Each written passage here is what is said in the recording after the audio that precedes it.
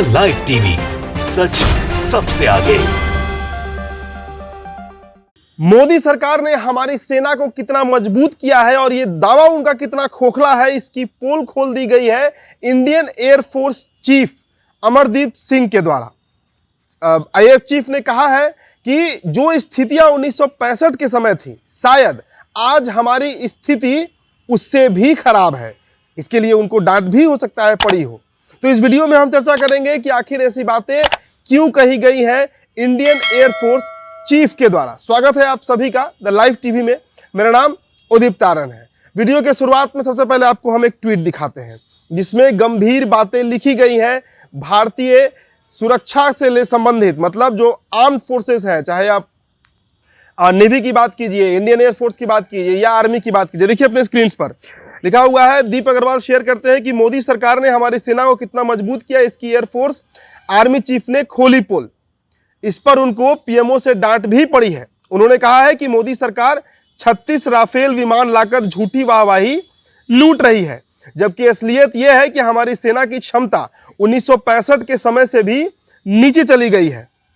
हमारे पास 4th generation के Miraj, Sukhoi और मिग 21 जैसे विमान हैं, जबकि चीन और पाकिस्तान के पास हमसे कहीं ज्यादा घातक 5th जनरेशन के विमान हैं। और तो और राजीव गांधी कांग्रेस की सरकार के समय हमारी सेना पर देश की जीडीपी का 4.2% खर्च होता था और मोदी सरकार ने वो खर्च आधे से भी कम करके 1.9% पर ला दिया है। मिग 21 तो हमारे जवानों का उड़ता हुआ ताबूत है, यानी फ्लाइंग कॉफिन जिसे कहते हैं, पर मोदी सरकार इसको रिटायर नहीं करने दे रही है। तो सोचिए ये कितनी गंभीर बातें इस पोस्ट में लिखी गई है। अब आपको हम बताते हैं कि आखिर क्यों इस तरह की चर्चा इस देश में उठी है और क्यों आईएएफ चीफ ने इस बात का खुलासा किया है कि हम बेहद कमजोर स्थिति में हैं। आप दावों पर मत जाइए जो सरकार करते रहती है। देखिए, सबसे पहली बात कि इस सरकार का दावा हमेशा चीन और पाकिस्तान को लेकर आता है। हमारे सामने पाकिस्तान क्या है, हमारे सामने चीन क्या है, हम किसी को देख लेंगे, ये नई सरकार है, ये नया भारत है, हम किसी से टैकल कर लेंगे। लेकिन वास्तु स्थिति शायद इससे ठीक उलट है। चलिए हम आपको बताते हैं कि आखिर ऐसी बातें क्यों निकलकर सामने आई है। देखिए, एक पूरा रिपोर्ट हमने तैयार किया है काफी रिसर्च के बाद, तो आपसे हम साझा करने जा रहे हैं। सबसे पहली बात तो समझिए कि अगर स्क्वाड्रन की संख्या की बात करें, मतलब जो स्क्वाड्रन होते हैं वो भी 1965 से आज 2024 में कम है। मतलब करीब करीब 60 सालों के बाद भी जो हमारे स्क्वाड्रन है इंडियन एयरफोर्स में, वो कम है 1965 की तुलना में। इसके अलावा सरकार अगर इससे कुछ सबक ले तो शायद बात बन सकती है, लेकिन सरकार अपनी ही पीठ थपथपाने पर लगी हुई है। सरकार सिर्फ वाहवाही चाहती है। देखिए, हमारे पायलट जो है वो तेज तर्रार हैं, लेकिन आपको एक उदाहरण के तौर पर समझिए कि अगर हम आपसे बोले कि 1960 के दशक में जो गाड़ियां भारत में बनती थी, जो हिंदुस्तान मोटर बनाती थी, एम्बेसडर या फिएट पद्मिनी जो 60 और 70 के दशक में बनती थी, उसको अगर आप कितना भी एक्सपर्ट ड्राइवर बैठा दीजिए आज के समय का और उसका आप रेस करा दीजिए बीएमडब्ल्यू से, बीएमडब्ल्यू छोड़िए, वो तो बहुत महंगी और लग्जरी गाड़ी होगी, काफी पावरफुल गाड़ी है। आप साधारण स्विफ्ट से उसको रेस करा दीजिए जो मारुति की गाड़ी होती है, या आप उसे टाटा की टियागो से रेस करा दीजिए, तो क्या वो एम्बेसडर जीत पाएगी? असंभव है। ड्राइवर कितना भी काबिल हो, जब हमारे पास आधुनिक मॉडल ही नहीं है तो हम लड़ेंगे कैसे? अब देखिए, हमारे जो स्क्वाड्रन है उसकी संख्या 42 होनी चाहिए, मतलब आज के संदर्भ में, लेकिन वो है कितनी? वो 31 है। और उसमें भी 2 ऐसे स्क्वाड्रन हैं जो कब के रिटायर हो जाने चाहिए थे, जिन्हें हटा देना चाहिए था, लेकिन आज भी उन्हें कैरी किया जा रहा है। तो ये संख्या अब आ जाती है 29 में। तो इसे आप अंदाजा लगा लीजिए कि जो 42 स्क्वाड्रन होना चाहिए थे उनकी जगह मात्र 29 स्क्वाड्रन ही काम कर रहे हैं। और इसमें भी काम करने वाले अगर आज युद्ध छिड़ जाए तो शायद 15 ही लड़ पाएंगे। इस पर भी आगे हम बात करेंगे। अब देखिए, अगर हम बात करें कि सबसे अधिक हमारे पास कौन सा विमान है, तो सुखोई जो हमारा विमान है वो सर्वाधिक संख्या में है। करीब करीब 255, 256 या 260 के आसपास उसकी संख्या बताई जाती है। और इसे इंट्रोड्यूस कराया गया था पीवी नरसिम्हा राव के द्वारा जब उनकी सरकार थी, तो इसे पहले बार इंट्रोड्यूस कराया गया। हालांकि देखिए, कभी इसको युद्ध में इस्तेमाल नहीं किया गया है, लेकिन इसका इंट्रोडक्शन उस समय करा दिया गया। उसके बाद इस पर करोड़ों खर्च भी किया गया।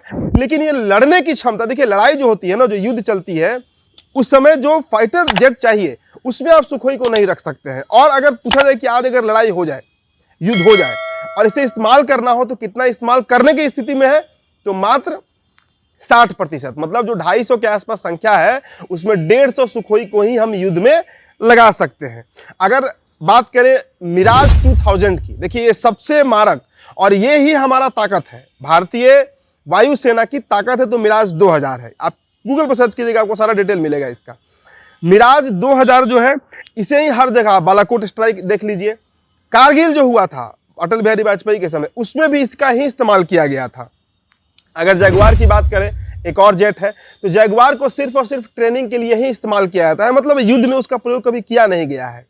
और युद्ध अगर होता है तो शायद भारतीय वायुसेना उसका इस्तेमाल नहीं कर पाए। तो जैगुआर है हमारे पास, लेकिन उसका इस्तेमाल हम नहीं कर पाएंगे। राफेल 2 की अगर बात कीजिए तो देखिए राफेल 2 जो है वो स्क्वाड्रन प्रिपेयर्ड है, और ये भी जो राफेल के बारे में बार बार चर्चा होती है, ये भी दरअसल मिराज 2000 का ही अपग्रेडेड वर्जन है। मतलब कोई बहुत अलग विमान नहीं है ये, जिस तरीके से मिराज काम करती है उसी तरीके से ये भी काम करती है। इसके अलावा बताएं कि अगर सबसे अधिक, देखिए हमने जीडीपी की चर्चा की थी वीडियो की शुरुआत में, कि सबसे अधिक अगर जीडीपी किसी सरकार ने खर्च किया इंडियन आर्म्ड फोर्सेस पर, चाहे नेवी हो, वायुसेना हो या आर्मी हो, तो वो राजीव गांधी की सरकार थी। उस समय राजीव गांधी ने ही भी फोर्स लाया, हालांकि उसके चलते उनकी काफी बदनामी भी हुई, लेकिन इंडियन आर्मी के लिए अगर डेडिकेटेड तौर पर किसी गवर्नमेंट ने काम किया तो वो राजीव गांधी थे।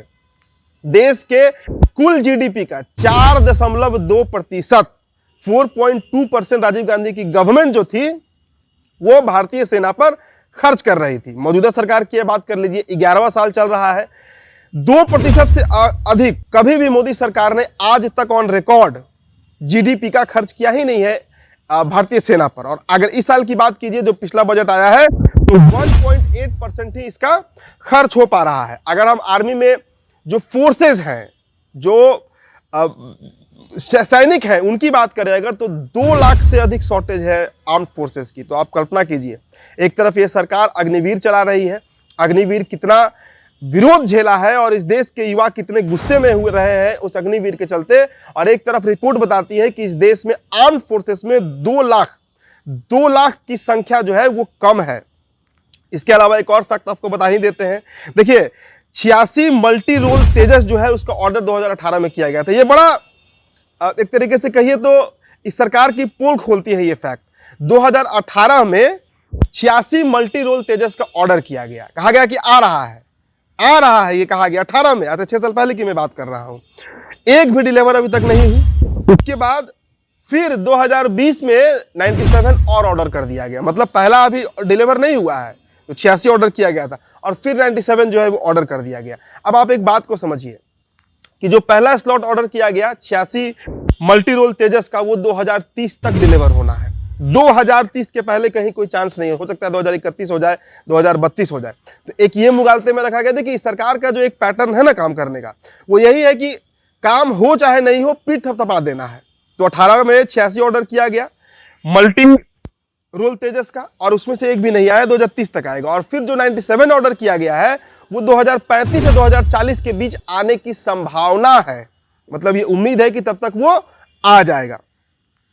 तो इससे आप समझ लीजिए। हाँ, एक और फैक्ट आपको बताते हैं जो हमारे रिसर्च में सामने आया कि हमें 42 स्क्वाड्रन चाहिए जिसमें 29 ही अवेलेबल है। हमने बताया था आपको, वीडियो के बीच में एक चर्चा किया था हमने कि 42 चाहिए जिसमें 31 है, जिसमें 2 को रिटायर करना चाहिए था, तो कुल मिलाकर 29 ही बचते हैं। अब देखिए इस 29 में भी अगर फाइट करने की बात हो, लड़ने की बात हो, तो उसमें सिर्फ और सिर्फ 15 ही अवेलेबल है।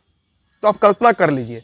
इसके अलावा एक और फैक्ट जान लीजिए, अंतिम फैक्ट है कि पाकिस्तान के पास J-17 और J-20 की 5th जनरेशन एयरक्राफ्ट मौजूद है। J-17 और J-20 आप एक बार गूगल पर सर्च कीजिएगा तो आपको शायद इसका ताकत पता चलेगा। और इसकी 5th जनरेशन उपलब्ध है पाकिस्तान के पास। चीन तो छोड़ दीजिए, चीन तो बहुत आगे है उससे। भारत के पास आज भी 4th जनरेशन में ही काम चलाया जा रहा है। तो चीन के पास भारत से कम 6 गुना अधिक एयरफोर्स की ताकत है। और देखिए ये बातें तथ्यात्मक है, क्योंकि ये बातें निकली कैसे? ये बातें तब निकली जब अमरदीप साहब जो है, अमरदीप सिंह जो है, देखिए हम इंडियन एयरफोर्स के किसी भी सैनिक पर कोई सवाल नहीं उठा रहे हैं, मेहनती है, देश प्रेमी है, लेकिन हम इस सरकार की नीयत और वादों पर सवाल उठा रहे हैं कि आखिर किस बात का आप दावा करते हैं कि हम पाकिस्तान को देख लेंगे, कोई हमें आंख नहीं दिखा सकता है, कोई हमें ये नहीं कर सकता है। भाई आप लड़िएगा कैसे जब आपके पास अस्त्र शस्त्र ही नहीं रहेंगे? ये सबसे बड़ा सवाल है। तो इस वीडियो में फिलहाल इतना ही। आपको जो कहना होगा हमारे कमेंट बॉक्स में आप जरूर कहते जाइएगा। बहुत बहुत शुक्रिया।